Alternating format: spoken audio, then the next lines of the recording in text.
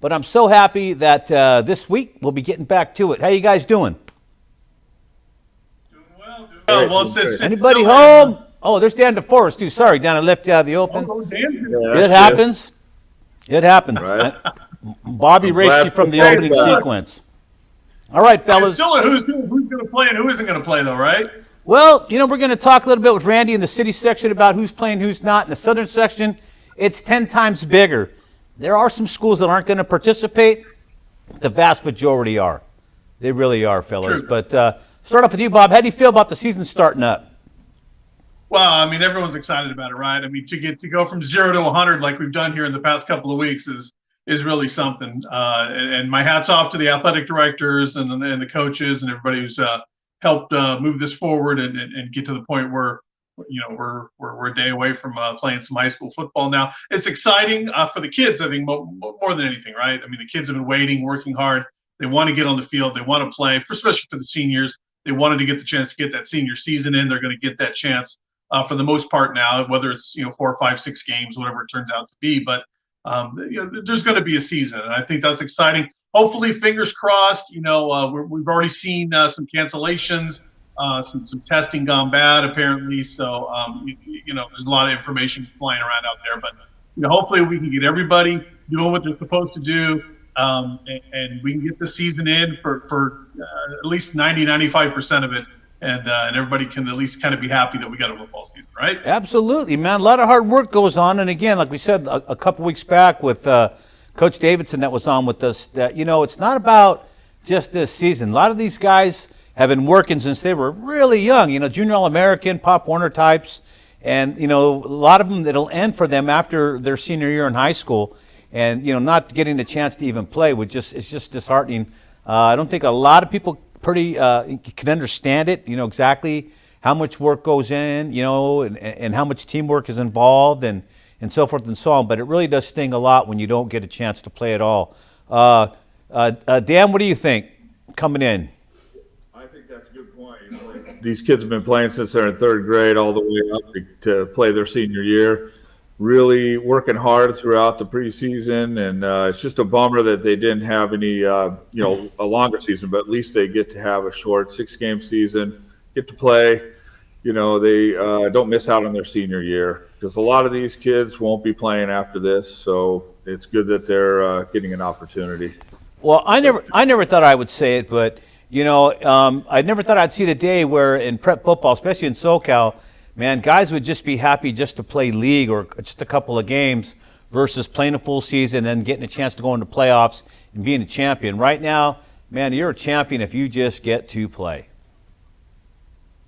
And my hat's off to the coaches. Not long ago, we were talking about 0 season, right? 0 football. The chance for transmission of COVID and all that was just too much for everyone to even consider it.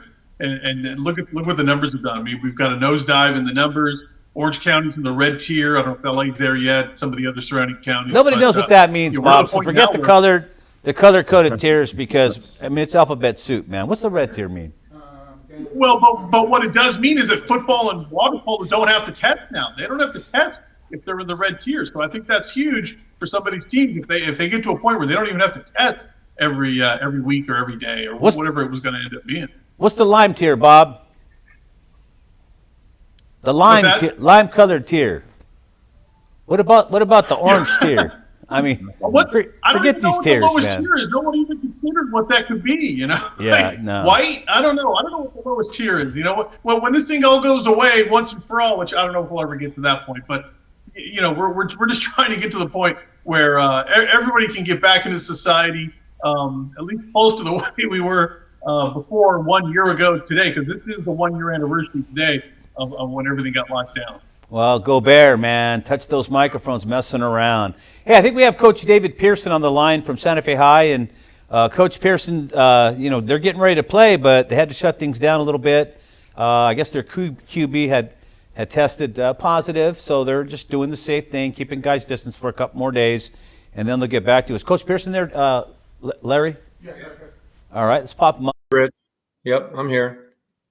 Yeah, it's unfortunate. We were gearing up and getting ready to go, and unfortunately, over the weekend, one of our players, he called me on Monday morning saying that he wasn't feeling good over the weekend and went and got tested with his mom. And sure enough, he came back positive and was informing me. So, when that happens, you have to take the precautionary steps. And so I let my principal and my athletic director know that situation had came about, and we had to shut things down. So it looks like we'll get back. Hopefully, if everything goes right, we'll be back on the field on the 17th of this month, and then try and make it back to the second game of the year.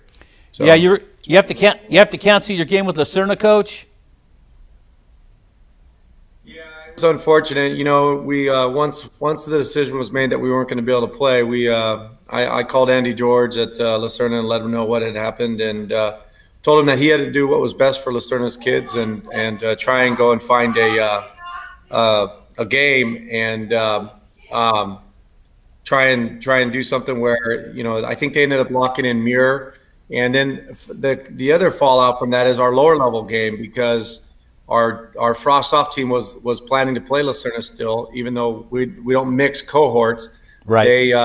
They ended up signing with Muir as well, so our lower level kids don't have a game. So we're searching to see if we can find someone else to play for that lower level game next week. Coach, real quick, they had announced earlier this year that all the fall sports were canceled. State canceled all the fall sports, no playoffs, nothing like that. So a lot of other people were following suit. How difficult has it been to keep your kids on track? And what have you guys been doing? Were you guys allowed to at least work out just in case with an outside chance you might be able to play this year? I mean, for the most part, when we were kind of isolated and we weren't able to connect with the kids, we did a lot of instructional stuff over our Huddle app, and then also with Google Classroom, just to kind of keep them in the mix. Giving them workouts that they could do out on the grass. They can get to a park, anywhere where they could find time and stay in somewhat kind of football shape. It's very difficult, when you can't put on the pads to strengthen the neck and that type of thing, and just get acclimated to the weights of carrying shoulder pads and knee pads and all that kind of stuff. Even though the kids don't wear knee pads anymore, but just trying to do little things like that along the way, just trying to keep them optimistic about the future and about the possibility of a football season. And sure enough, here we are. We have an opportunity. So, was there ever any doubt that your district was going to let you guys play? That had been talked about. There had been some back and forth as to whether or not we would actually get an opportunity. I think Martin Plurd, our superintendent, was always adamant about wanting to have an opportunity for the kids to play if the situation arose where we could. And I think there was just a lot of dialogue along the way that kind of opened that up for us. So we were optimistic. We were optimistic. A lot of the coaches in the league were optimistic that there would be an opportunity. It just everything had to fall into place. Well, the only thing I could say about the truncated season is that everybody's in the same boat, man. Everybody found out at the same time. They have been working out pretty much with probably very little desire. I mean, a lot of desire, but very little hope, I should say, that there would be any kind of opening for anybody to play football. So I know it's got to be tough, but like I said, you're going to face Cal High in a week or so, and they're in the same boat as you. You guys all have a slow leak in that boat together. Yeah, that's right. That's right. Everybody's kind of picking up and moving forward. Don't have, Cal High will have a game on us, so they'll have a game, one game ahead of us. So our kids are just going to have to acclimate real quick and adjust on the fly and see if we can't put a good product on the field on Friday night and give them a game. I think at this point in time, what you guys represent, these football games, is hope for a lot of people that things can get back to some semblance of normalcy, and it's going to start right here with people getting out there back in the open air on a Friday night, enjoying some football. Agree. It's part of our culture, Dave. You know that. It's part of our culture. A lot of people out on Friday nights watching football. So, hey, Coach, congratulations on getting back in there. Good luck to you guys. I hope you guys get over this little hump right now without anybody else coming down with anything. And get on with it, man, and try to make the best of this season, as truncated as it is. Appreciate that, Rich. All right, Dave, thanks a lot. This is Dave Pierson, everybody, Santa Fe High School head coach. Once again, Dave, thanks for joining us tonight. And again, you got to see, guys, the tough battle these coaches have. Not only do you have to monitor, what's going on with your players, try to get everybody ready so everybody's safe out there. And I'm talking not just safe from getting COVID. I'm talking being safe because you are ready to go. And, if guys aren't ready, you got to move them. Got to move them around. But it's going to be definitely a challenge for all these guys, and we'll see what happens, fellas.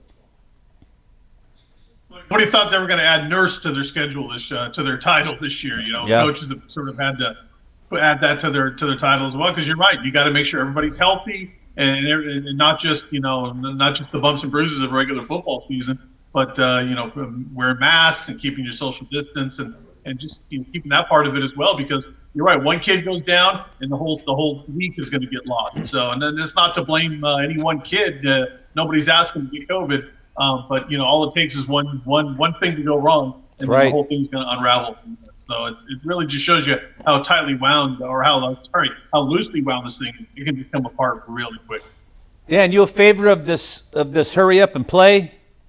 Absolutely, but I think it really hurts the prep work, like he was talking a little bit about. Your prep work, not only in pads, but your prep work of the preseason, studying films, studying teams' tendencies and getting prepped for the game. So, my hat's off to the coaches. They really have to work hard to get their players ready for the game, and it's kind of uncharted waters for these first two games, first few games. Mess. So, yeah, it's going to be fun to watch, though, because this is real desire coming out. These kids want to play. They've been waiting. They've been chomping at the bit. All right, let's take a trip down now to the city section with Randy Rosenblum. Randy's got an interview for us. Randy, what's going on? Well, what's going on is El Camino Real. They're the only city section school that's going to play this weekend. It'll be on our air on LA 36. They play Saturday night at Agur, El Camino Real. They're not the Conquistadors anymore. They're still searching for a nickname. And we bring in the head coach, Jason Sabolic, in his first year. He doesn't have a nickname either. We just know he's the head coach of ECR.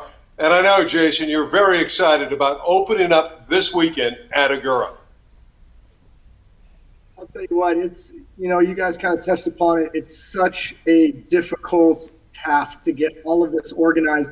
I mean, not only do you have to add nurse to the actual protocol, but custodian as well, because we have to sanitize everything and make sure that extreme protocol is taken care of. Because like you said, if one case comes up, it just ruins it for everybody. So, I mean, it's been absolutely just tremendous job by staff, administration, athletic director, school nurse, and the kids on their part for actually being good.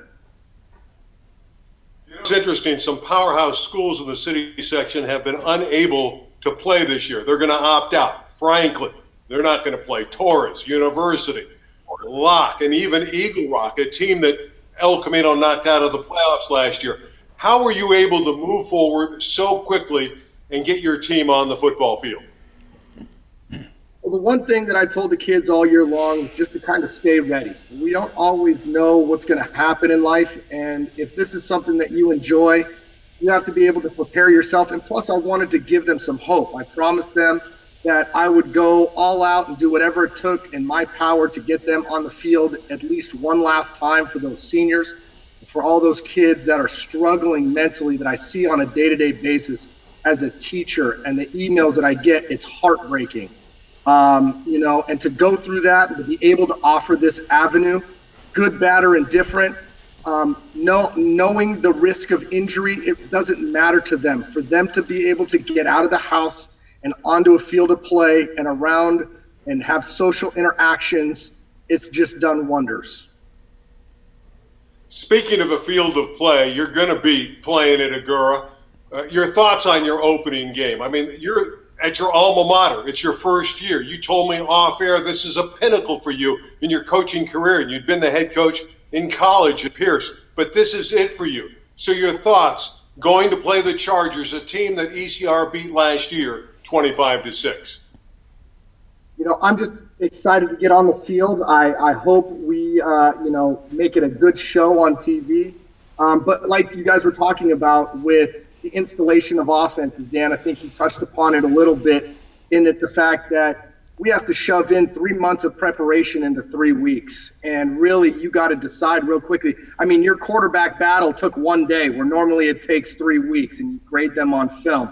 And it's just unfortunate the way that it chops up. But at the end of the day, you kind of have to fast forward through the season. And I think we're really excited to have this opportunity.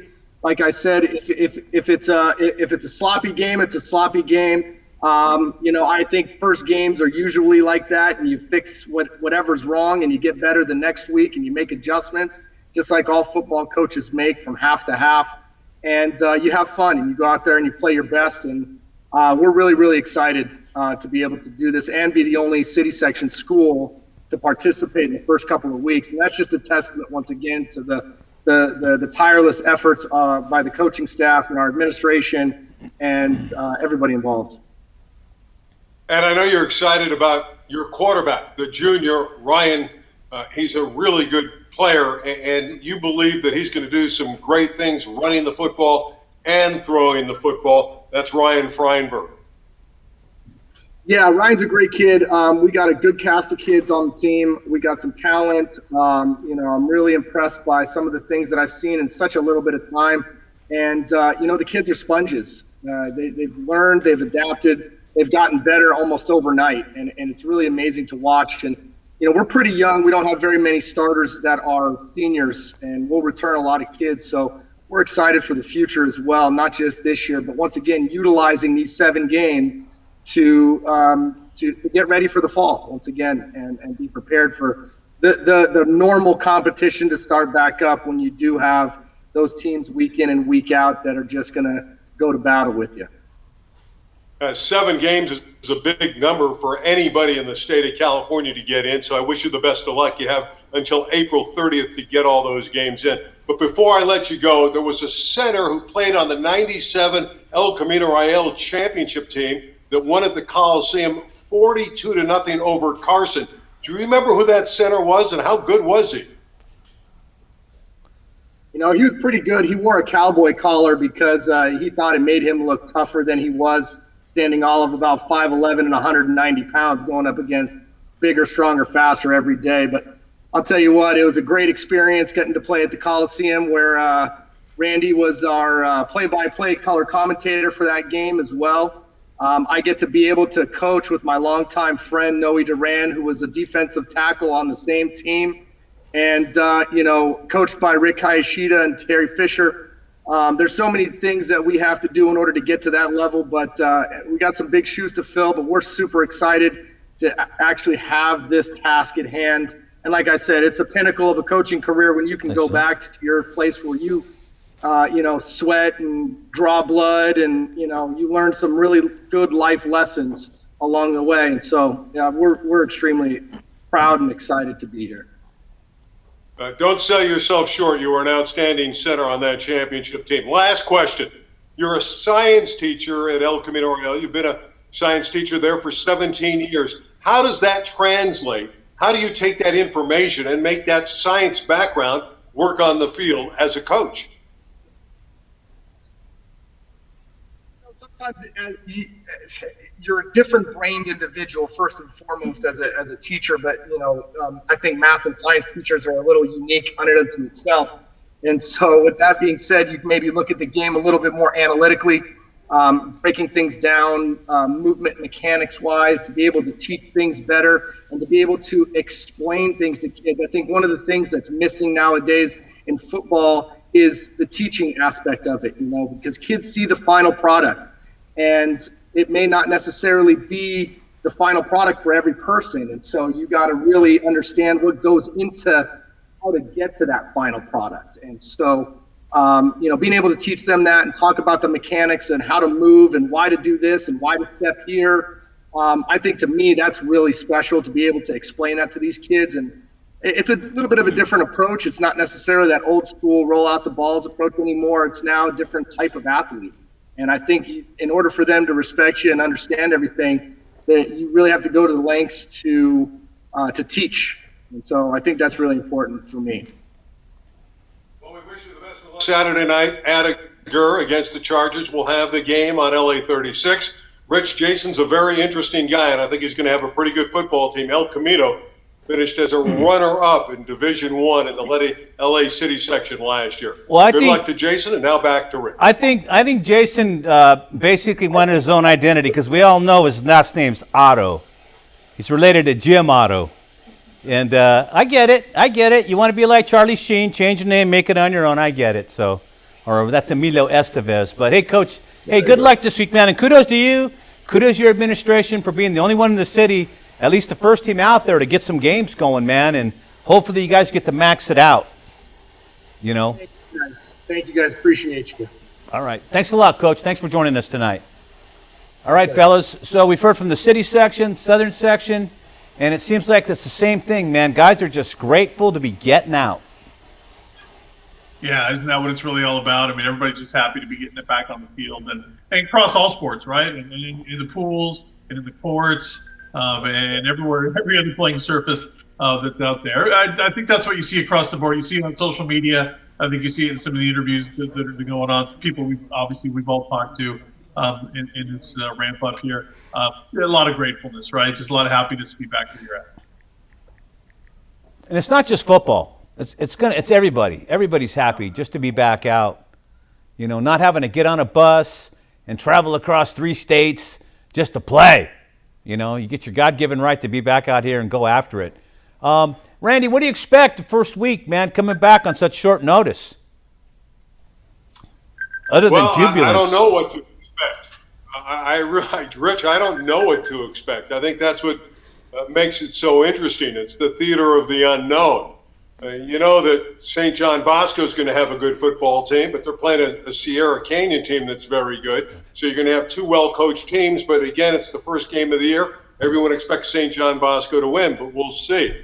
As far as the El Camino game at Agur, that's really a picket game. That's going to be a close game with 2 first-year head coaches, but I don't know. Will it be a clean game? Will there be penalties all over the place? Will there be turnovers? I think that's all yet to be determined. I know one thing, all the kids will be exceedingly excited to be on the football field. I think everybody's happy just to get out there and play, and if they execute and things go well, that's a great thing, but they're just happy to be on the field. Larry, we have Josh up? No, he never came in. All right, he says couldn't get the audio going. Anyways, we're expecting high school royalty guys, Josh Booty, to join us shortly. Of course, Josh, when he graduated from high school back in '93, he was the nation's all-time leading passer. And didn't take long for Eric Crouch, the former Heisman Trophy winner. It took him 2 years to pass Booty's numbers, and then so it went. I think who was the last one to finally pass him was a guy named Brock Berlin. I don't know if you guys know that name, but Brock Berlin finally set the standard about 2 years after Crouch did it. So, man, the 90s was a big year for passing, but since then, a lot of quarterbacks have come in and just lit it up.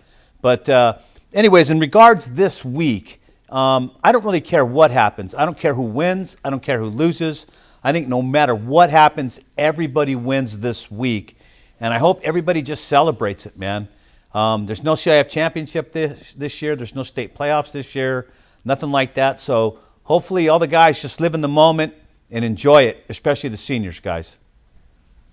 Yeah, you just want to get your games in, right? You just want to get your games in. You want to say you had that senior season, and you can go out, on whatever your next stop is, whether it's college football, whether it's just going to college or doing something else. But you want to be able to say, hey, I got that senior season. That's important. I think that's really big for a lot of kids. Well, I think when they step on the field, it's going to, change a little bit. They're going to get more aggressive, and they're going to want to win the game for sure. I think they're going to the competitive spirits of the coaches and the players. So they're going to be going for it. I think they want to win every game. So I agree. I'm excited for it. I totally agree. Yeah, everybody's going to want to win. But you got to remember, too, we got to make sure everybody stays home. Yeah, we don't need any COVID cases to have a team or a league shut down. That's going to be critical that we keep our kids safe and healthy, and they follow the protocols. But, Randy, you know what? In the Midwest and in the South, they played all season with no COVID issues. There was nothing. Nobody shutting down. Nobody got sick. Nobody passed on. Nobody passed on due to COVID because I don't know how they did it. For some reason, the youngsters, at least during that time, it wasn't affecting them. Yeah, they're young and strong. They're ready to play. It doesn't affect them the same way. Yeah, for some reason. Yeah, well, they definitely have strong immune systems, and that's the key. But I'm just saying, Absolutely. it's not necessarily the illness that they'll get super ill. They'll just shut the programs down, and we don't want the cancellations. Obviously, we want them healthy, but we don't want the factor to be that all the games are, swept out of there because someone got ill. Well, that's understood, but my point is that a lot of the teams that did play 14 and 15 games, obviously they were able to mitigate the virus because they never shut it down. How do you play 15 games during the height of a alleged pandemic and nobody stops? How? How do you figure? How's it different from one state to the next, man? Everybody followed protocols. I'm assuming everybody was doing what they were supposed to be doing, and then there's always that little bit of luck that you get sometimes too, because we know how easily we've heard of people just saying, "Man, I don't even know how I got it right." They tested positive, they had no idea. So it can happen to anybody, but a little bit of luck. But I think for the most part, just following those protocols. And that's what a lot of people did. So hats off to them because they did the right way. So what you're saying is that the rest of the country can follow protocols, but California can't, right? That's pretty much what you're saying in a nutshell. You can, of course, California. They're going to get a chance to do it now. I just don't think it's going to be an issue. I like what Coach Pierson had to do. I don't like the fact that the kid got the virus, but I like the fact they just shut it down. Let's figure it out real quick. Spend some time apart, and then let's get back to it. They're not letting it derail their season. Let's get back to work. And I'm sure other schools in the Midwest in the South did have kids that did come down with it, but they were able just to isolate it quickly. And like you were saying, Bob, the kids are so young, so strong, they're in tip-top shape that they must have just, high-functioning immune systems that it doesn't affect them the way it would affect other people. Well, Or the way it has affected other people. You can overcome that you can't when you're a little bit older. yeah, they seem to get over it a lot quicker too. They only have like a headache or something, and they're over it in like a day or 2 or 2 or 3 days. But it sticks with some of the older folks. But it'd be nice to be young, right? Well, Dan, I know it lingered for you for a while when you had it for like 6 months, so I get what you're saying about the older folks. I never had it. Oh, okay, I'm sorry. It must be the wrong Dan DeForest. But anyway, no, Dan, I'm just goofing around, man. But anyways, this week though, I do expect to see a lot of good football. You're going to see a lot of guys that have been sitting around, been saving it. It's all pent up. I don't know how the 2 and 3 sport guys are going to do. What they decided to do. Maybe some decided not to play football, are going to play baseball. Some are playing basketball, whatever. But it's going to be interesting to see how the coaches can balance all this out. Is that it? Are you telling me? Are you kidding me? It's done? All right, guys. It's already half hour come and gone, man. Your final thoughts, Bob? Well, like we've been saying the whole show, just happy to have the kids back on the field. Coaches are happy, players are happy, athletic directors, parents, everybody's happy to be back on the field. I wish everybody the best of luck, stay healthy, and just have fun. Like we've been talking about, just have fun out there, and you get to have that season. So go out and make the best of it. How about you, Dan? Looking forward to it. Like you said, there's going to be a big balance. They have basketball, football. They're going to be playing dual sports, but get out there and enjoy it and enjoy your senior season and, go for the win. I mean, Bo Jackson played like all 3 sports every season. He was playing everything. They let him do it. Back in what? He was in Auburn in Alabama. They didn't let him. The coaches didn't want him playing different sports, but he's Bo Jackson, baby. Randy, your final thoughts this week, opening week? Well, I'm excited to call the El Camino Royal game at Agoura, but more importantly, I want everybody to have fun. Go out there, perform well, and enjoy the experience, because that's what it's all about this year, participation and enjoy the experience. And I'm sure all the players around the Southland will do that. All right. We'd like to thank our coaches for joining us tonight. On behalf of Randy Rosenblum, Dan DeForest, Bob Gibson, I'm Rich Estrella saying so long to your friends here at the SoCal Prep Report. We'll see y'all next week. Thanks for joining us.